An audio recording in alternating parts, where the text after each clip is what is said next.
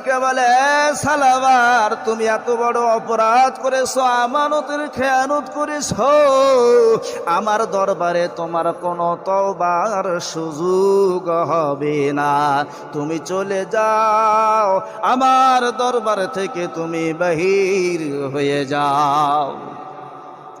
এবারে হযরত উমরের দরবারে যাবে। উমর হলো রাগী মানুষ, সামান্য একটু ভুল ত্রুটির কারণে তরবারি দিয়া ঘর থেকে কল্লাটা দ্বিখণ্ডিত করে দিতে পারে।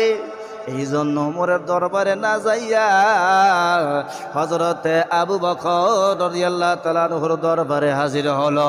আবু বকর রাদিয়াল্লাহু তাআলা আনহু ডাক দিয়া বলেন, তুমি আমার দরবার থেকে চলে যাও, তুমি এত বড় গুনাহ করেছো, এই গুনাহ কোনো মাফ হওয়ার সুযোগ আমার দরবারে নাই। বন্ধুগণ আমার, এবার হযরতে সালাবার মনের মধ্যে চিন্তা করতেছে, যেহেতু আলী রাদিয়াল্লাহু তাআলা আনহুর দরবার থেকে বহিষ্কার হয়ে গেলাম, আবু বকর দরবার থেকে বহিষ্কার হয়ে গেলাম, মায়ার নবী দয়ার নবীর দরবারে গেলে মনে হয় তওবার সুযোগ হয়ে যাবে।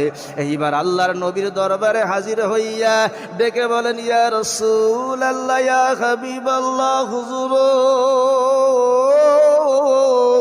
আমি এত বড় গুনাহ করলাম, দিনী ভাই সাঈদ ইবনে আব্দুর রহমানের আমানতের খেয়ানত করেছি, তার স্ত্রীর হাত স্পর্শ করেছি, আমি এত বড় গুনাহগার হয়ে গেলাম, আমার জন্য কি কোনো তওবার সুযোগ হবে কি?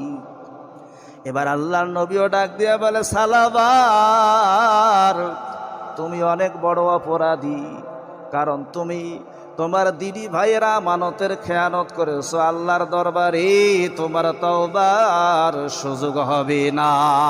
আমার ভাইরা, হযরতে সালাবা রাদিয়াল্লাহু তাআলা আনহু এবার আল্লাহর নবীর দরবার থেকেও বহিষ্কার হয়ে গেলেন। হযরতে সালাবার আল্লাহর নবীর দরবার থেকে বহিষ্কার হয়ে গেল, সাহাবাগণের দরবার থেকে বহিষ্কার হয়ে গেল। আমার ভাইয়েরা, পরিবারও অস্বীকার করলো, আপন মেয়ে পর্যন্ত বাবা ডাকতে অস্বীকার করলো। এই জন্য হযরতে সালাবার পাগলের মতো পাগলিনের বেশে মরুভূমির প্রান্তরে ঘুরে বেড়ায়, কখনো জঙ্গলের ভেতরে, আর মাঝে মাঝে একটা চিৎকার মেরে ডেকে বলে, আল্লাহ, আমি এত বড় গুনাহগার, আমার মতন পাপীর জন্য